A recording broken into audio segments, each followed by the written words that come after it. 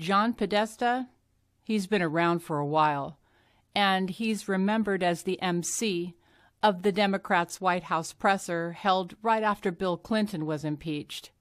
In 2016, Podesta became famous again when his emails were released by WikiLeaks before the presidential election. The emails showed the tremendous amount of fraud, collusion with the media, lies, and criminal acts that surrounded the Hillary Clinton campaign. Podesta, the head of the Clinton campaign, had emails that showed money going to and from the Clinton Foundation from foreign nationals and more. Now it looks like John Podesta is right in the middle of the fake dossier that was reportedly provided to the FISA court to request permission to spy on candidate Donald Trump. It's unknown if the dossier was used as support for Obama and Hillary spying on candidate Trump, or if it was used to obtain permission to spy on the Trump team after the spying was already in place. Either way, both of those are criminal acts, especially using the government to spy on an opposing presidential candidate. In November, Joshua Kaplan reported at the Gateway Pundit that, according to the Daily Caller, Clinton campaign chairman John Podesta met with the founder of the opposition research firm behind the Trump-Dossier just after the dirty document was published earlier this year, according to a new report in the New York Times. The revelation is significant because Podesta, a longtime Democratic operative, recently told the Senate Intelligence Committee that he didn't know who paid the research firm Fusion GPS to produce the dossier, which BuzzFeed published on January 10th. An associate of Podesta's told The Times that he met with Glenn Simpson, the founding partner of Fusion GPS, to compare notes about Russia's meddling in the election. Sources familiar with the matter, CNN, reported Hillary Clinton's campaign chairman, John Podesta, and former Democratic National Committee chairwoman, Debbie Wasserman Schultz, both privately denied to congressional Russia investigators that they had any knowledge about an arrangement to pay for opposition research on President Donald Trump. 3 sources familiar with the matter told CNN. Another report stated that when Podesta denied knowledge of paying Fusion GPS, his attorney, Mark Elias, was sitting right next to him. According to this report, Elias was the one who paid Fusion, per instructions from the Clinton campaign. It's unknown who CNN's familiar sources with the matter were for the report, but Americans may soon know the truth because Congress petitioned for Fusion GPS's bank statements. And despite Fusion's attorneys arguing that these should not be provided, a judge on January 4th, 2018, dismissed Fusion's argument, and the documents were provided to Congress on the 5th of January. We should be one step closer to uncovering the crimes committed by Podesta, Obama, and Hillary when the Fusion bank records are released to Americans. However, we still need an attorney general who's willing to do his job and prosecute these criminals. But first, we begin with the pressing issue of the moment. Now we're just 2 hours away from a government shutdown. And this is all happening, just so you get this, because Democrats are holding up a spending bill, holding it hostage, for their demand for amnesty for Dreamers. Connecting the two, they should not be connected. To get inside the story, let's go to Senator James Lankford, a Republican from Oklahoma, who is about to go on that floor and vote. Senator Lankford, it's great to see you. You're on radio this morning. You're on with me now. I really appreciate your time. Tell us where things stand now after that meeting that the president had with Chuck Schumer. We understand only General Kelly was in the room with the president and Schumer. No other staffer of Schumer was, I guess, allowed in, or he didn't bring him. Yeah, I'm not sure. Obviously, I wasn't invited into that meeting either. But what we understand from that meeting is that Chuck Schumer brought a whole list of demands that he wanted to be able to see be addressed. And the president told him, hey, this is a legislative branch issue. You go work this out with the Speaker of the House and the Majority Leader of the Senate. What y'all work out, y'all go work out. But I'm not going to go intervene and try to be able to tell them what to do.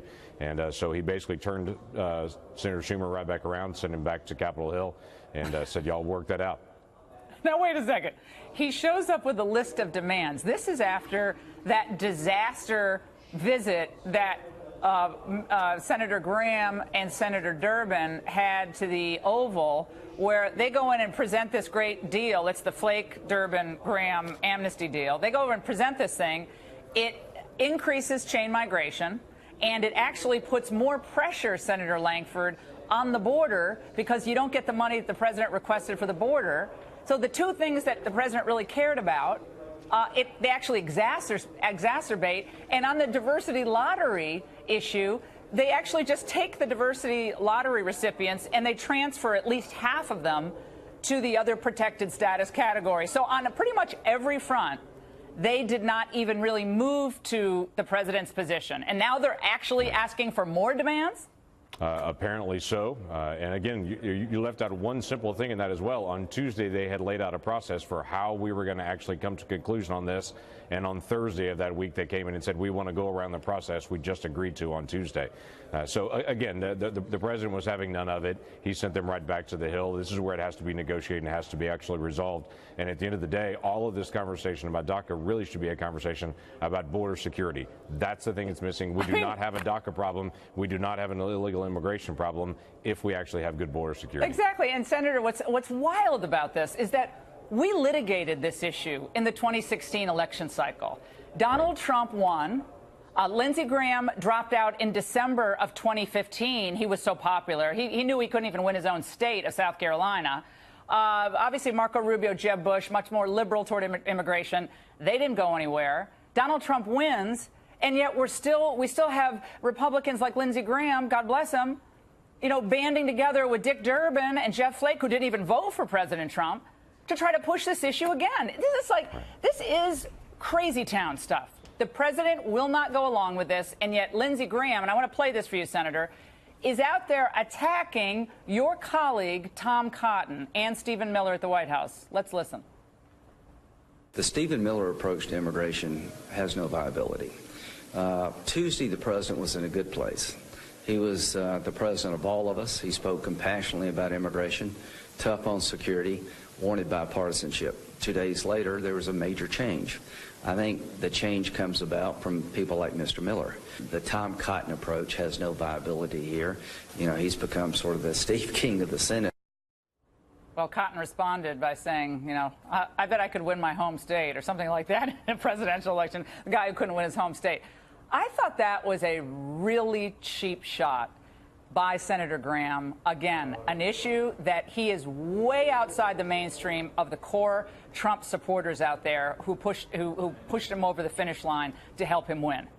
Right. And I would say I was in the meeting on Tuesday, and I don't know what I wasn't in that meeting on Thursday, but President Trump was pretty clear on this. In fact, he was very clear on it last October. And it's been interesting to me to hear the number of Democrats here in the last 24 hours have said the president won't tell us what he wants on immigration. That is not true. Last October, the president put out a very lengthy document. Here's what he's looking for on immigration. That was 4 months ago. They can't say he didn't give them anything. They just didn't like what he gave them. It's very different between I didn't like it and I never got it. We definitely got it and got it all laid out. And I would expect the president to lay out another proposal and to be able to give legislative language here in the next probably 72 hours, next 4 days or so, to be able to say this is what we're looking for to be able to move it. But he's been clear on the Goodlatte bill and on things that are moving in the Senate to say this is the idea.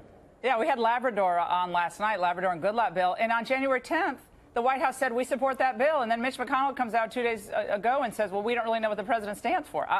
The whole thing confuses me. By the way, the Democrats don't get off the hook on a shutdown. Here's a CNN poll just came out.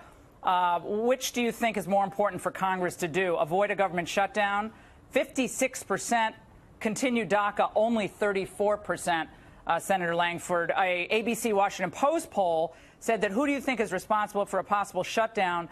Republicans, 48%, Democrats in Congress, 28%, both equally 18%. Republicans in one poll don't fare all that well on who's to blame for the shutdown. Yet, boy, it seems like the American people don't want this government to shut down for illegal immigrants. I can tell you that.